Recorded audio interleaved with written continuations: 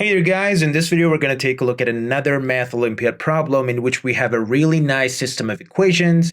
And by the way, we want to solve for integer solutions, but before we go on, consider subscribing and ring the bell to not miss my latest videos, and hit the like button if you find this video helpful.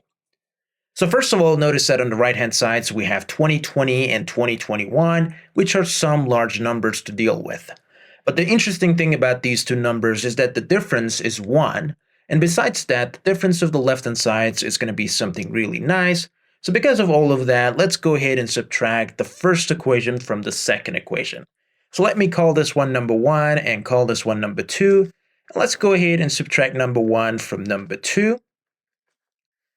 So if we do that, we should get x plus yz minus xy minus z equals 1. Next, let's go ahead and rearrange the terms on the left-hand side in this way, x minus xy and minus z plus yz equals 1. Now at this point, we can go ahead and pull out an x out of these two to get x times 1 minus y. And then we can factor out a z, but we can also factor out a negative z out of these two. And actually, I'm going to do that, and you will see why I'm doing this. So I get negative z times 1 minus y equals 1. So you can right now see why I did that. So in this way, I will have 1 minus y as our common factor. So I can pull this out, and I get 1 minus y times x minus z equals 1. Now notice that x, y, z are integers. Therefore, 1 minus y and x minus z are integers. So we have two integers that multiply to 1. Therefore, either both of them have to be 1 or both of them have to be negative 1. So let's go ahead and say that we have two scenarios. Either 1 minus y equals 1 and x minus z equals 1, or 1 minus y equals negative 1 and x minus z equals negative 1. Now at this point we can easily solve for y. So in the first one we get y equals 0, and in the second one we get y equals 2. But solving for x and z is not going to be as simple as that, but it's not complex either. So we just need to use one of the given equations. So I'm going to use the first one, which is xy plus z equals 2020.